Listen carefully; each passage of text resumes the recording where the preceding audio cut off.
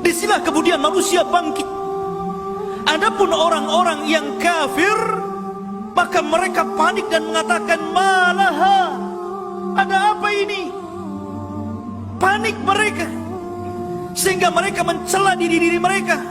Ya wailana, man ba'athana min marqadina. Duhai celaka, siapa yang membangkitkan kembali dari tidur kami ini? Disangkanya mereka habis terjadi kiamat kemudian diwafatkan, tidak dibangkitkan lagi. Rupanya tidak, mereka dibangkitkan kembali, sehingga mereka mencela diri mereka. Celaka diriku, siapa yang membangunkan aku? Tapi para malaikat dan orang-orang yang beriman, maka mereka akan mengatakan, hadza ma wa'ada ar-rahman wa sadaqal mursalun. Adapun para malaikat dan orang-orang yang beriman menjawab perkataan orang-orang kafir, ya wailana man ba'athana min marqadina hadza. Maka kata orang-orang yang beriman, hadza ma wa'ada ar-rahman wa sadaqal mursalun. Inilah janji Allah kepada kalian dan apa yang telah diserukan kepada para utusan kepada kalian, tapi kalian ingkar. Inilah janji Allah bagi kalian. Jadi orang-orang yang beriman, mereka merasa senang, karena itulah yang dinanti-nanti oleh orang-orang yang beriman. Segera kembali kepada rumah yang hakikat, rumah yang abadi, rumah yang selama-lamanya, Jannatul Firdausi nuzulah, dan sorga-sorga yang lainnya yang penuh dengan kenikmatan di dalamnya.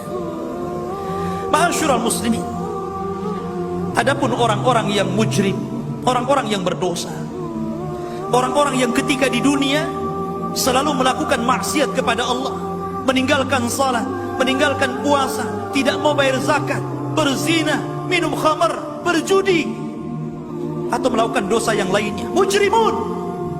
Maka Allah katakan dalam Al-Quran, ukhsyurul ladhina zalam, kumpulkan semua orang-orang yang zalim itu, wa azwajahum, dan orang yang semisal mereka. Artinya orang-orang Yahudi kumpulkan bersama Yahudi, orang-orang Nasrani kumpulkan bersama orang-orang Nasrani, orang-orang Buddha kumpulkan bersama orang-orang Buddha, para penyembah berhala kumpulkan dengan para penyembah berhala, para penyembah setan kumpulkan dengan para penyembah setan, ahli maksiat yang serupa kumpulkan mereka dengan yang serupa.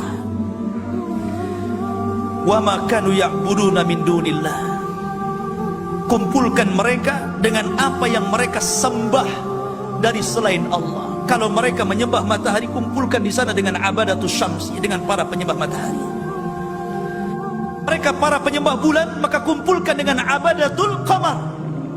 Kalau mereka penyembah patung, kumpulkan dengan abadatul asnam. Maka Allah mengatakan, ahduhum ila siratil jahim, giring mereka ke lembah-lembah jahannam. Waqifuhum innahum mas'ulun, waqifuhum, hadapkan mereka kepada aku, karena mereka akan ditanya. Kita akan ditanya. Apa yang akan ditanya? Nabi SAW bersabda, la tazulu qadama abdin hatta yus'al an arba, an umrihi fima afna, wa an shababihi fima ablah, wa an malihi min aina iktasabahu wa fima anfaqahu, wa an ilmihi fima amila fihi. Kata Nabi SAW, tidak mungkin bergeser kaki anak Adam untuk menginjak siratal mustaqim sampai ditanya tentang 4 perkara. Pertanyaan ini terjadi di padang mahsyar sebelum kaki kita mulai meniti titian jahanam. Di situ Nabi SAW mengatakan, usia kalian akan ditanya, kemana kalian habiskan? Masa muda kalian akan ditanya, kemana anda arahkan? Harta yang anda miliki akan ditanya, dari mana dan kemana kau belanjakan? Termasuk juga ilmu, sudahkah kau amalkan? Subhanallah, Nabi SAW menyebut kalimat syabab, muda, padahal masa muda bagian daripada umur. Kenapa Rasul mengulang Tidak cukupkah Rasul mengatakan umur? Kenapa kemudian diulang dengan kalimat syabab, para pemuda? Karena usia muda, sejak balik sampai usia 40 tahun, adalah manusia-manusia yang rentan untuk melakukan maksiat.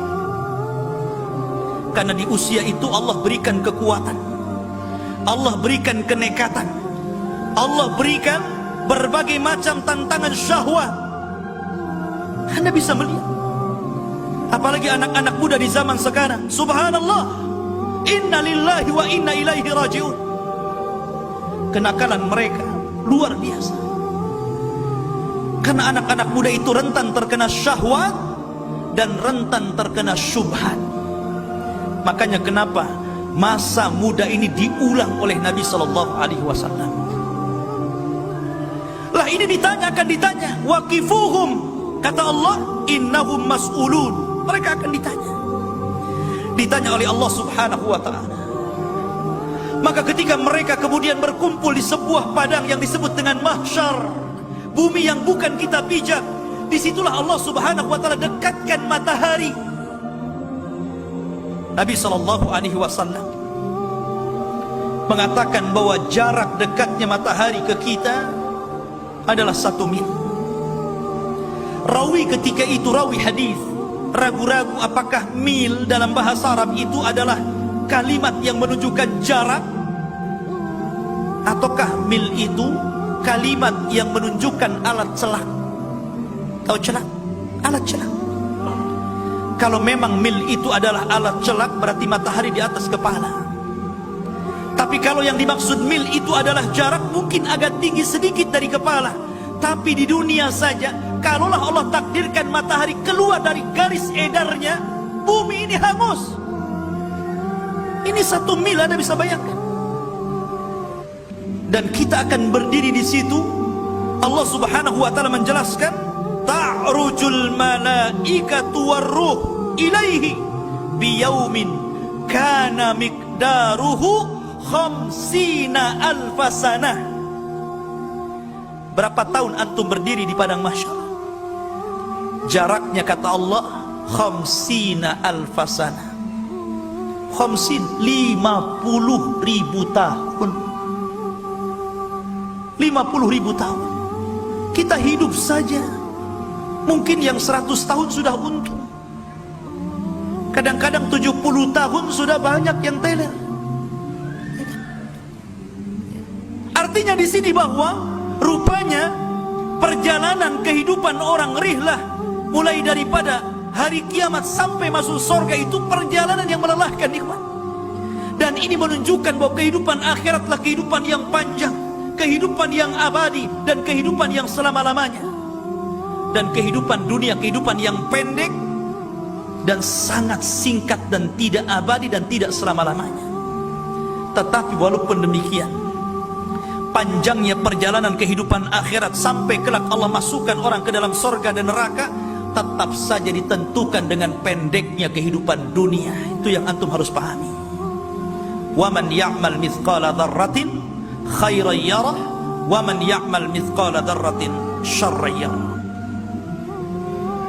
Dahsyatnya hari kiamat, sampai Al-Quran memberi nama dengan berbagai macam nama tentang kiamat. Terkadang Allah memberi nama kiamat itu dengan Al-Qiyamah. Terkadang Allah menyebutkan Al-Qari'ah. Terkadang Allah menyebutkan Al-Haqah. Terkadang Allah menyebutkan At-Tammatul Kubra. Terkadang Allah menyebutkan Yaumul Fasl. Terkadang Allah menyebutkan At-Taghabun. Dan banyak nama-nama lain yang semakna artinya dengan kiamat. Dengan banyaknya nama ini menunjukkan dahsyatnya hari kiamat. Karena Allah memberi nama dengan nama yang banyak. Ma'asyiral muslimin rahimani wa rahimakumullah. Sampai ketika manusia berada di padang mahsyar, datanglah seorang bapa kepada Allah subhanahu wa ta'ala, kemudian mengatakan, ya Rabb, indi aulad fid dunya. Wahai Rabb, aku semasa di dunia banyak anak. Kalau engkau mau, ambil seluruh anak-anakku, masukkan mereka ke dalam jahannam. tapi selamatkan aku. Subhanallah. Seorang bapak menjadikan tebusan anak-anaknya biar dia selamat dari jahannam. Tapi apa kata Al-Quran? Allah mengatakan, yawaddul mujrimun law yaftadi min adzabi yawma idin bibani wa sahibatihi wa akhi wa fasilatihi allati tuwi kalla innaha ladha, kata Allah.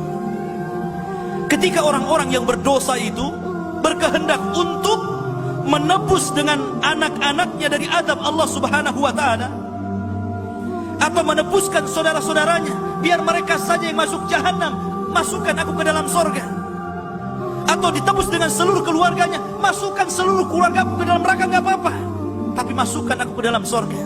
Tapi Allah mengatakan, kalla, tidak, innaha ladha, tidak, kalian tidak bisa menebus. Kalian sudah dicap akan masuk neraka, tidak bisa ditebus.